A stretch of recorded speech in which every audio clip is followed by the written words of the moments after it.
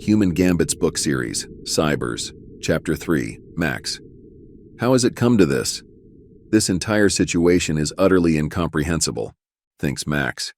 I'm packed into the spaceship equivalent of a junkyard bus. Am I really about to die while wearing an adult diaper? At least my diaper is still clean, and the morticians won't make fun of me when they prepare what's left of my body. If there is anything left. You know, I'd always hoped I would leave a mark on the world. I just hope that mark doesn't turn out to be a greasy streak at a crash site. That would be just my luck. Max chuckles. Good grief. This is all Tom's fault. Max chuckles again. Prior to finding himself in his current position, Max had been living what seemed, at least to him, to be a typical and somewhat contented life. But now he's strapped inside a cobbled-together ship on an impossible mission to save humanity, and it is most likely a one-way trip at that. If this weren't happening to him, it might be interesting or even entertaining, but it is happening to him, and Max is adult enough to admit that he's scared witless and quite sure he'll never return home. Max sits in the cockpit of Scrappy 1 and waits for Command Central to finish the pre-flight checks. He begins to ruminate again and look back at his life. I always thought I had a reasonably good life, but was it really? Wasn't I supposed to be rich by now? Shouldn't I be married with children and pets? What happened? I guess there's nothing like the possibility of imminent death to cause an existential crisis. Max sighs. I might die moments from now, and what would it all have been for? Who would miss me? No one, that's who. My entire life I've been waiting for that mythical tomorrow that never came. Tomorrow I will find the perfect person. Tomorrow I will make my breakthrough and become rich and famous. Tomorrow I'll start eating right, exercising, and lose these extra 30 pounds. It's always tomorrow. Now I may not have any more tomorrows. I can't believe I let Tom talk me into this. I never wanted to be an astronaut, let alone a hero, or, even worse, a martyr. Someone else should be sitting here, not me. Max had the melancholic feeling that life, real life, had passed him by and now it was too late. As he continues to ruminate, Max thinks back on how he came to this point. He remembers how he and Tom met online years earlier and struck up a friendship because of the unusual queries they would pose to the groups in which they were members.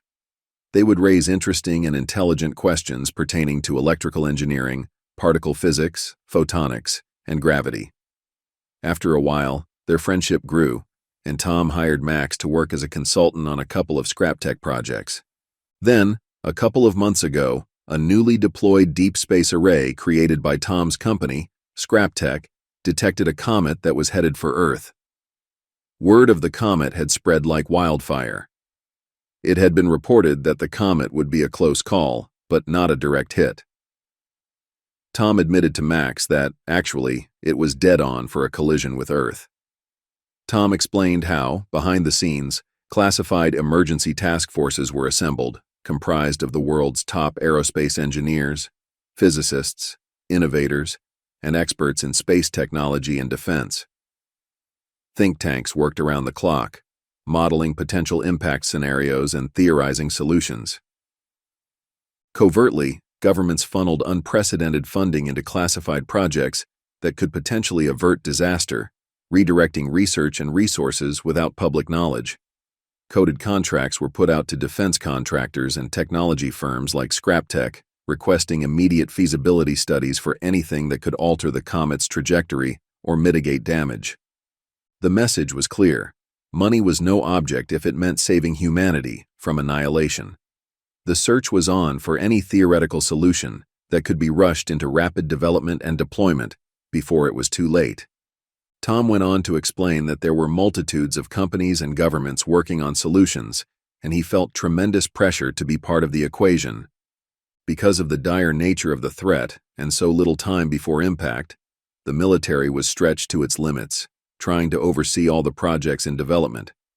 As a result, Scraptech's efforts, which were not deemed likely to succeed, were given very little direct oversight. Most of what Tom's teams were working on flew under the radar. It was Sophia, Scraptech's adolescent AI, who had recklessly released news of the comet to the general public. So, as far as Tom was concerned, Scrap Tech needed to be on the front line of deflecting the comet to recoup its credibility. Tom went on to explain that he had teams working furiously on several projects that could possibly help with the comet issue, but none were even close to being viable. None of his teams would be able to deliver a solution in time. In his frustration, Tom said, he began grasping at straws. They needed a breakthrough and needed it fast. While looking for answers, Tom's thoughts kept returning to Max. He had always suspected that Max might be working on a personal project or two that could help with the comet conundrum. Over the years, Tom had deduced that Max was secretly toying with something along the same lines as some of his company's projects, possibly an electromagnetic field propulsion technology.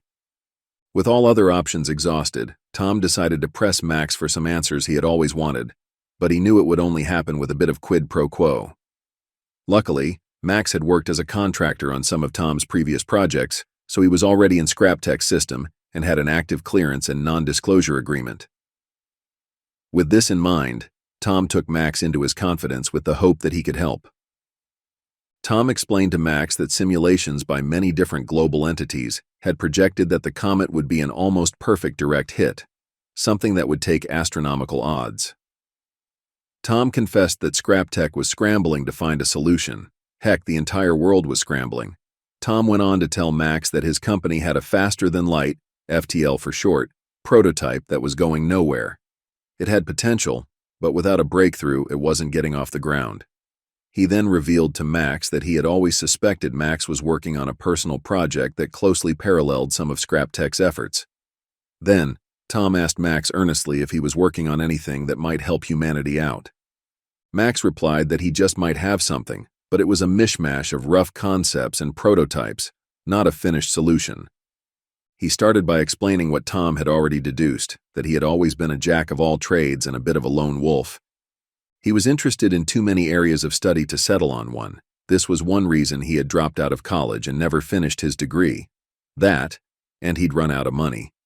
Max had since been able to make a decent living as a freelance electrical engineer and software designer. But in the beginning, it was hard. It was nearly impossible to find work with no degree, but soon, with a list of good references and highly satisfied customers, he did just fine for himself. He had yet to make it big, but he earned enough to get by comfortably, with a little to spare. Max went on to explain that he had always been interested in the work of history's most famous, or possibly infamous, tinkers and thinkers. James Clerk Maxwell, Nikola Tesla, Otis Carr, T. Townsend Brown, John Hutchinson, and Charles James Hall, to name a few.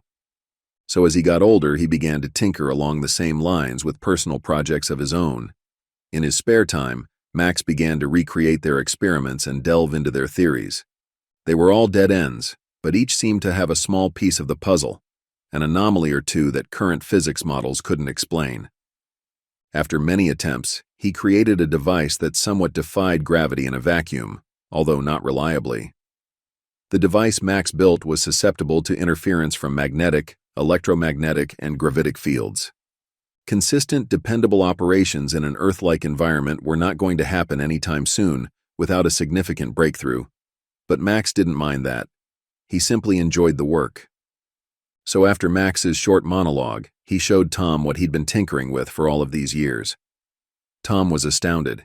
He immediately knew that this was what his team had been looking for. Max had the missing pieces of the FTL puzzle that the Scrap Tech teams desperately needed. There was no time for celebration. Tom and Max moved quickly to merge Max's discoveries with the prototype FTL ship that Scrap Tech had previously deemed a failure. They had to work fast. The only way to save Earth was to nudge the comet off its current trajectory while it was still far enough away. A tiny nudge that far out could have a tremendous impact on the rest of the comet's course through the inner solar system. Just one slight push at the right time, and the comet wouldn't even come close to Earth. And once it had passed, because of its speed, the comet would be ejected from the solar system, never to be seen again by mankind.